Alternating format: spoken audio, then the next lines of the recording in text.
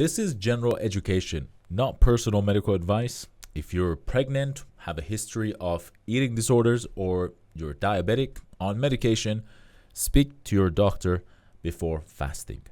Right, let's talk about intermittent fasting, because right now it's being sold as either the secret hack that melts fat away while you sleep, or the worst thing you can do because breakfast is so sacred, it's the most important meal of the day. Both takes are f***ing stupid, okay? Here's the truth. Intermittent fasting can work for weight loss, but most people don't lose weight because of some mystical fat burning window that everyone loves to talk about. They lose weight because fasting helps them do one thing: eat fewer calories without feeling like they're dieting 24/7. And in this video, I'll show you what the science actually says, who fasting works for, who should avoid it, and the exact way to do it without killing your gym performance. My name is Dr. Amir Kazazi. I'm a medical doctor, a scientist. I have a bachelor's degree in biomedical science, a master's in cardiovascular research, and I'm a fitness coach as well. So stay with me, give me a few minutes, and I'll enlighten you when it comes to intermittent fasting as someone who's been doing it for many years. Because the biggest mistake people make with fasting is what they do when the window opens. Let's get into it. So what is intermittent fasting, ladies and gentlemen? Quick definition: intermittent fasting is not a diet, it's a schedule. You're basically choosing periods where you don't eat and periods where you do. So common versions of this are things like 16 to 8, meaning you fast for 16 hours, you eat in 8 hours, in the 8-hour window. 14-10, you fast for 10-hour eating window. 5 to 2, meaning like you have like 5 days of normal eating and then 2 days of very low calories, which I'm not a big fan of. The other thing is alternate day fasting, which is a hard mode. It's not for beginners. Oh, the other thing is like people do like 3-day water fast, or people do 24-hour fast, or like whole day they don't eat and then eat the following day. There's so many different ways to do fasting, right? The most common one that I love doing because it's sustainable is 16-8, okay? And here's the key point that triggers a lot of people.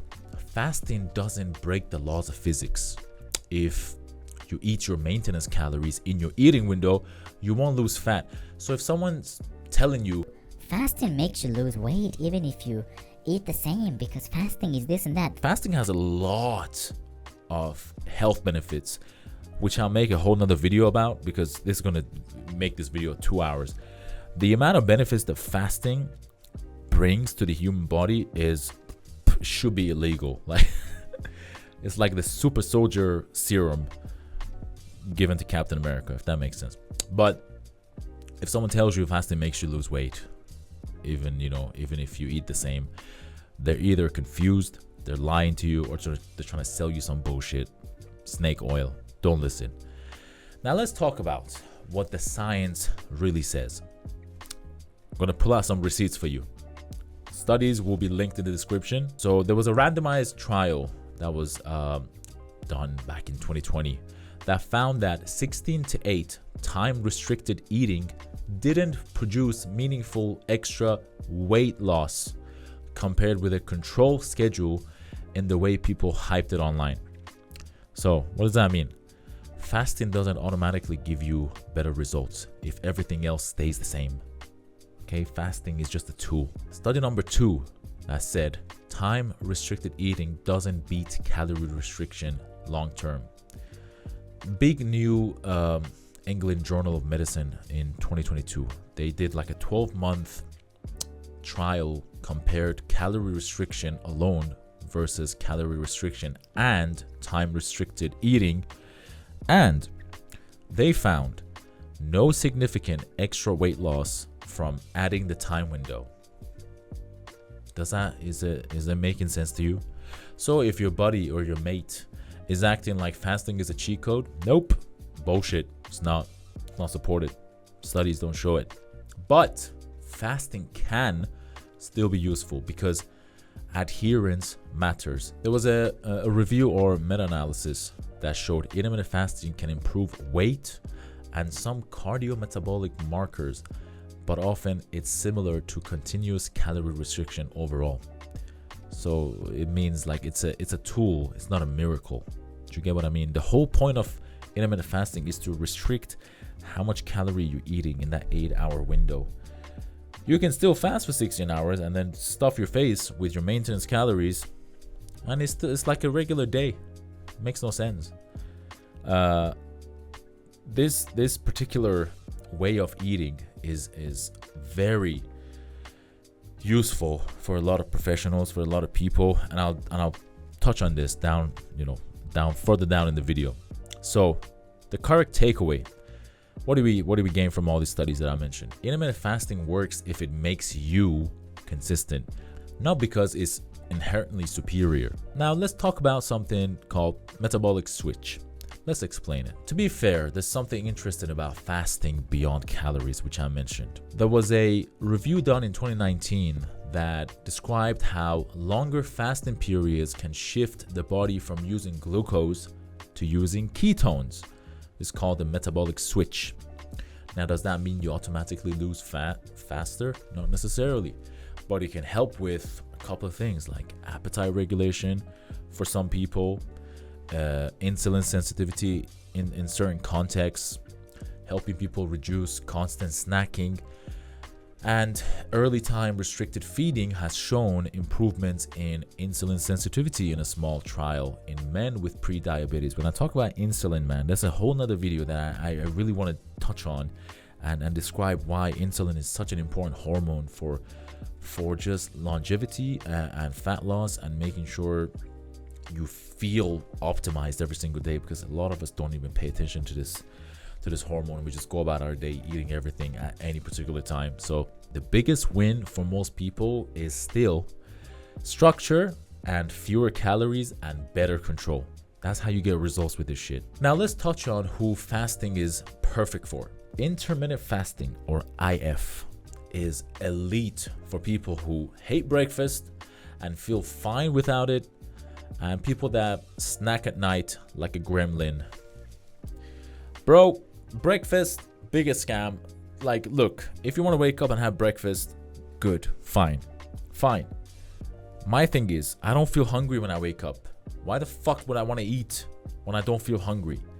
A lot of people are accustomed to having those calories in the morning because it gives them that energy boost. If you want to have something in the morning, the quality of it matters a lot more. So if you want to have let's say some boiled eggs or scrambled eggs or some tuna or a protein shake or fruits, I don't fucking know, anything that is not carb heavy, any food that sits in the high glycemic index, avoid that shit for breakfast. Because what the fuck are you doing having that for breakfast anyway, man? You haven't earned shit, you haven't burned any calories, hardly any calories. And if you look at our ancestors, these people, the cavemen, wouldn't wake up and be like, ho, ho, ho, ho, ho. Must eat, wife, breakfast now. No, they would go and hunt for hours upon hours. Sometimes they won't even eat for days. And then they would hunt a deer or something and then come home and skin it and cook it. And then they would eat. And that's why a lot of people were skinny and jacked. So keep that in mind. I'll touch on this in future videos. But yeah, so that's these are the things that intermittent fasting is for. If you hate breakfast, if you love snacking at night, if you need structure because intuitive eating turns into intuitive binging, and if you want an easier way to stay in a deficit, these are all the things that I'm doing, right? So if you're doing night shifts, if you're doing long days, if you're constantly if you're busy and you don't want to think about eating constantly, fasting is the best way. Delay your eating window to the end of the day, towards the end of the day, and have the calories when you come home. Like, honestly, there's been times where I would wake up and I'm about to go to work and I'm like, oh, it feels great because I don't want to have to think about prepping food for the day. I would just have my coffee, electrolytes, whatever, creatine, whatever, go and work, or hit the gym, then work, and then by the time it's like 1 o'clock or midday, I would have my first meal, then I would have my last meal when I get home with my wife. Like, works amazingly. And your body doesn't have to constantly think about digesting food, because if you're stuffing your face, every few hours with food, first of all, you don't need that much food. You're bored, right? If you're constantly snacking on shit, you're just bored. You're not even hungry. Sometimes you might be dehydrated. So it's best to drink some water and then wait a few minutes, see if you're still hungry. Most of the time, you won't be hungry, okay? And you also need to make sure you take electrolytes in the morning or after your workouts, because we lose electrolytes throughout the day, and that leads to dehydration, which might come across as hunger. So a lot of us are just bored and we constantly eat. So intermittent fasting brings you that structure and discipline. Now let's talk about who should not fast, or if you want to do it, should be careful. This is the part where I'm a doctor and not an internet hype man. Okay, so be careful. If you have a history of eating disorders, if you're pregnant or breastfeeding, if you're diabetic, if you're on insulin, or if you have GERD, which is gastroesophageal reflux disease that worsens with long gaps, if you get binge rebound eating after fasting, these are all the things you should, if fasting is for you. If you try it for a few days and if it's not for you, it's not for you. There's other ways to restrict your calories and keep yourself satiated and full throughout the day so you don't go mad. When I tell people that I work out with an empty stomach, they think that I'm an actual psychopath. And they're like, how do you survive? How do you do it? You don't pass out, you don't faint. So yeah, it's also not for people that feel lightheaded when they train with no food in their belly. So now let's cover some of the biggest fasting mistakes. Here's why most people fail fasting. They open the eating window and eat like they've been rescued from a deserted island. Like they haven't seen food for fucking weeks. They'll say, oh, I fasted 18 hours, so I earned this shit, so I'm gonna eat like a fucking psychopath, like an absolute lunatic with no self-control. And they'll demolish sugary coffee, pastry, takeaway, snacks, then dinner on top of it, and then like just a little dessert, because I've earned it. Congratulations, you played yourself. So the rule is, fasting only works if your first meal doesn't hijack your appetite. High protein, folks. High protein, high fiber, real food. No, stay the fuck away from processed, sugary, calorie dense food. We're not looking for a dopamine buffet, okay? Now, this is a protocol I'm going to give you. This is the simplest plan that actually works and doesn't wreck your training. It's worked for me, so hopefully it will work for you. It worked for a lot of people that I coached before. So start with 12 to 12 for 1 week. Stop eating at, let's say, 8 p.m. and then eat again at 8 a.m. It's not sexy, but it builds consistency. Step number 2, you then move to 14-10. Like you have your first meal at 10 a.m., your last meal at 8 p.m. and that is it. What the fuck happened to my screen? And that is it. And that's the sweet spot for most people. Step number 3, if you tolerate it, do 16-8, which is something I've been doing for many, many, many years. Sometimes I even do 24. I don't feel hungry, so it is what it is. So, for example, you from 12 p.m. to 8 p.m., that's your eating window. But here's the gym part. If you train in the morning fasted, you need to keep electrolytes and water. Prioritize protein in the first meal. Don't turn the eating window into fucking chaos and carb heavy shit. Even though, carbohydrates are good for you. You will restore glycogen that was lost from your muscles during your workouts. But if your carbohydrates are higher than your protein, you won't be able to sustain it. You're going to it's going to make you hungry. It's going to spike your insulin a bit too high, and you're going to feel hungry throughout the day. All right. So protein target, you got to aim high. If you're trying to cut, protein is your appetite control plus muscle insurance. Now, a lot of people say if you're cutting, you're going to have like 1 gram of protein per pound of body weight. Some people say 1.5 gram per pound of body weight. Some people say 1.6 gram per pound of lean body weight. Some people say fucking 2 gram per pound of goal body weight. There's so many things online, man. I'll make a whole video about this, right? I try and do like 1 to 1.5 gram per pound of body weight. It's high. Sometimes you won't be able to hit it, but if you're aiming for it, that's the best thing, right? Sometimes you won't be able to hit 250, 220 grams of protein per day. If you're having a lot of chicken, it's difficult to have a lot of chicken, which is why you have to have like whey isolate, which has like 25 grams of 25 grams of protein per scoop. So you gotta have like 2 or 3 of that per day. Protein farts. It's gonna fucking ruin your life. Okay? Your wife might leave you, your girlfriend might leave you, but it's a way to hit that protein target. Now, as I said, training fasted is not for everyone, but I've noticed that it is the best way for me to stay level-headed and sane and have a great fucking workout every single day, mainly because I wake up, I hydrate myself, get the electrolytes in, move my bowels, have my coffee, so I feel nice and light and fresh and alert. And then I go to the gym. I don't take pre-workout. My pre-workout is my coffee.